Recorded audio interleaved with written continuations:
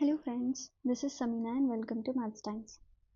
In this video, we are going to continue solving questions of arithmetic progression or we'll solve in this video third and fourth of exercise 1.1. तो last video में हमने first second question को solve किया था. अब इस video में हम थर्ड और फोर्थ क्वेश्चन को सॉल्व करेंगे. सो आपको पहले से पता है, आप क्योंकि अगर आप कंटिन्यू देख रहे हैं. इससे पहले वाले क्वेश्चन जो हमने सॉल्व किए थे, जो सिचुएशन दी गई थी हमें और हमको यहाँ पे उस सिचुएशन को सॉल्व करना था और चेक करना था कि दो दी गई सीक्वेंस आएगी वो AP में होगी या नहीं होगी. उसको हमें जस्टिफाई करना था और वो क्यों आई है उसको भी हमें लिखना था. चलिए उन्हीं क्वेश्चन को अब हम कंटिन्यू करते हैं, जो कि है थर्ड और फोर्थ वन. यहाँ पर देखिए, the cost of digging a well after every meter of digging when it cost 150 rupees.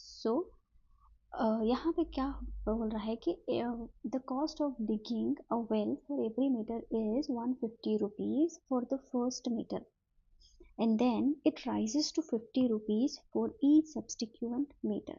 So for every meter of digging, the amount will be rises to 50 rupees. So this is quite simple and easy question, just related to our first two question, जिसमें एक auto वाले का किराया जो था, जो पहले kilometre के लिए कुछ अमाउंट था, उसके बाद वो जो अमाउंट है 1 किलोमीटर के बाद 8 रुपये बढ़ते जा रहा था. वैसे यहाँ पर भी फर्स्ट जो कुआं खोद रहे हैं, स्टार्टिंग अमाउंट होता है यहाँ पे पहले मीटर के लिए 150 रुपये.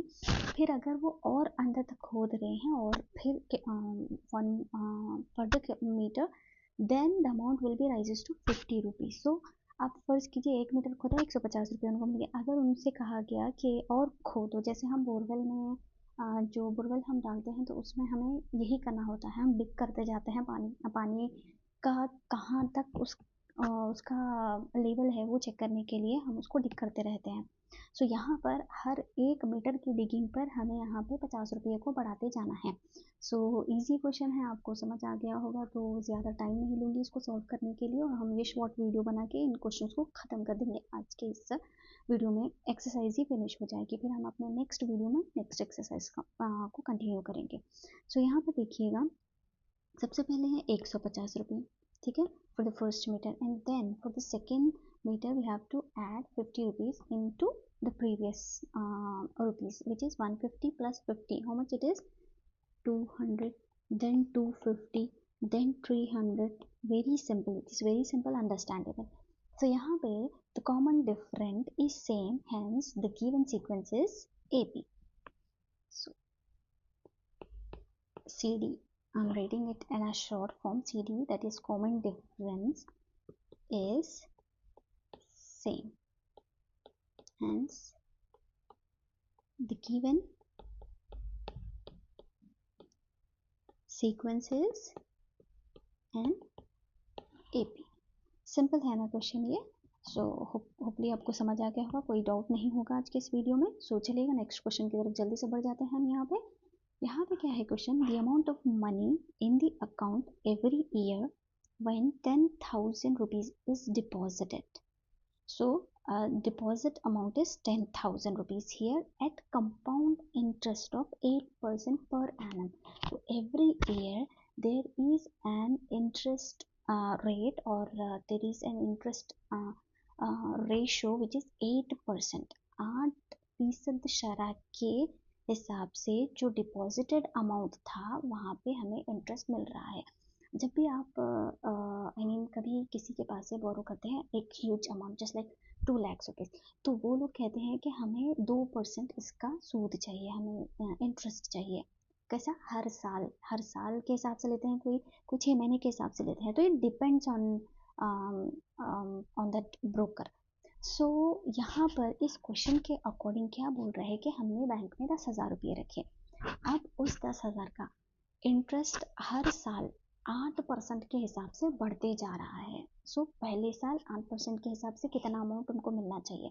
फिर उसके बाद वो जो अमाउंट हुआ था, जितना भी अमाउंट हुआ था ऑब्वियसली बढ़ेगा. सपोज 500 बढ़ गया है, 10,500 जो अमाउंट था उसका फिर से 8% हमें यहाँ पे फिर से सूद मिलेगा. ऐसे ही अमाउंट एवरी ईयर क्या होते जाएगा? बढ़ते जाएगा.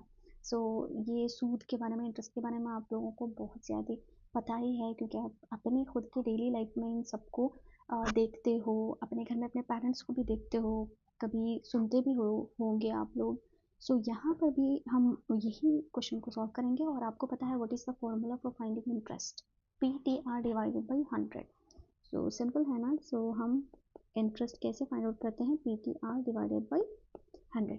P is the principal amount, T is the time period which usually calculated in year per annum, और R is the interest rate और ratio जो हम यहाँ पे परसेंटेज में लेते हैं 8%, ये क्या है, इंटरेस्ट का रेट होता है, डिवाइडेड बाई 100। एक तो होता है R, यहाँ पे शरह होता है, एक असल होता है, असल मतलब P होता है, और होता है वक्त, या फिर हम इसको मुद्दत भी बोलते हैं, ठीक है, मुद्दत, दोनों भी यहाँ पे लिख सकते हैं। आर बोलता है, आर किसको बोलेंगे हम, शरह को बोलेंगे, डिवाइडेड बाई 100। उर्दू में इसका ये फॉर्मूला बनता है, जो कि आप लोगों को याद होगा। सो चलिएगा हम इस क्वेश्चन को सॉल्व कर लेते हैं। सबसे पहले देखिए यहाँ पे फिक्स्ड अमाउंट है 10,000 फर्स्ट। अब इस पहले ईयर इसका क्या इंटरेस्ट बनता है देख लेते हैं हम। तो सबसे पहले है इसका 10,000, हम इसमें जो इंटरेस्ट आएगा वही ऐड करेंगे ना। 10,000 तो फिक्स्ड अमाउंट है, उसको कोई नहीं चेंज करेगा, 10,000 रहेगा। अब इंटरेस्ट कितना आता है देखेंगे, 8% पहले साल में। सो हमारा फॉर्मूला है, प्रिंसिपल अमाउंट है हमारे पास 10,000, T is the time period which is 1, हम हर साल की मालूम कर रहे हैं ना कंटिन्यू। रेट कितना है यहाँ पे 8 divided by 100। So this 0 and this 0 cancel, so we will get 10,000 plus यहाँ पे कितना होगा 100 into 8, 800। So 10,800 is the amount, deposited amount, next year, deposited amount for the next year with its interest, ठीक है। जो डिपॉजिट अमाउंट था वो और इंटरेस्ट अमाउंट मिला के कितने हो गए हैं, 10,800। देखिए फर्स्ट तो हमारे पास आ रहा है 10,000, सेकेंड आ रहा है 10,800। सो देखिए इससे ही हम नहीं बोल सकते कि जो सीक्वेंस आ रही है AP में होगी, यानी थर्ड नंबर हमें पता करना पड़ेगा। तो चलिएगा हम थर्ड नंबर एक मालूम कर लेते हैं, फिर हम देख लेते हैं कि डिफरेंस सेम आता है या डिफरेंट आता है। सो यहाँ पर है 10,800 is the deposited amount plus, अब इंटरेस्ट अमाउंट इतने पैसों का कितना होता है देख लेते हैं। सो 10,800 इंटू नेक्स्ट ईयर है तो ऑब्वियसली एक ही साल का मालूम कर रहे हैं हम, 8 divided by 100. So this 0 and this 0 get cancelled. So again it is 10,800 plus यहाँ पे देखिए 108 को 8 से आपको मल्टीप्लाई करना पड़ेगा, 8 8 जा 64, 4 and 6 get 6 is carry, 8 0 0 6 and 8 1 जा 8. So 864, now you have to add 864 and 10,800. So how much it will be, 4 6 16 carry 1, it will be 1 and 1, 11,664 164। सो अब आप डिफरेंस निकाल के देखिए, 10,800 माइनस 10,000 कितना होता है, 800 होता है। यहाँ पर 11,664 माइनस 10,800 कितना होगा, 864 होगा। ये तो मैथ्स है जो आपको समझ आ रहा है, एक में डिफरेंस आ रहा है 800, एक में हमारा इंटरेस्ट आ रहा है 864। अगर वही इंटरेस्ट 800 800 800 आता तो हम कहते यहाँ पे नीचे सीक्वेंस AP में है, और यहाँ पे पहली मरतबा जो डिफरेंस आया था वो 800 आ रहा है, सेकेंड टाइम जो आ रहा है 864 आ रहा है। So obviously the given sequence is not in AP।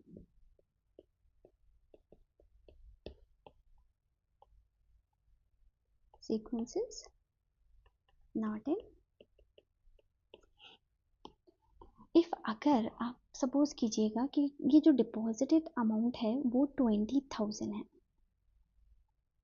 ठीक है, 20,000 है, और यहाँ पे जो शरह है ये 10% के हिसाब से मिल रही है हमें, तो जो दी गई तसाउद होगी वो AP में होगी या नहीं होगी, ये आप कैलकुलेट करेंगे, जो कि बहुत सिंपल है। किस तरह सॉल्व करना मैंने एक क्वेश्चन लेके आपको बताया है। सो आप इसको सॉल्व कीजिएगा और कमेंट सेक्शन में इसका आंसर ज़रूर लिखिएगा कि डिफरेंस क्या आ रहा है। ये मत लिखिएगा कि ए बी में है या नहीं है, बस सिंपल इतना मत लिखिएगा कि डिफरेंस यहाँ पे क्या होगा। जैसे यहाँ पे डिफरेंस हो रहा है एक 800 और एक हो रहा है 864।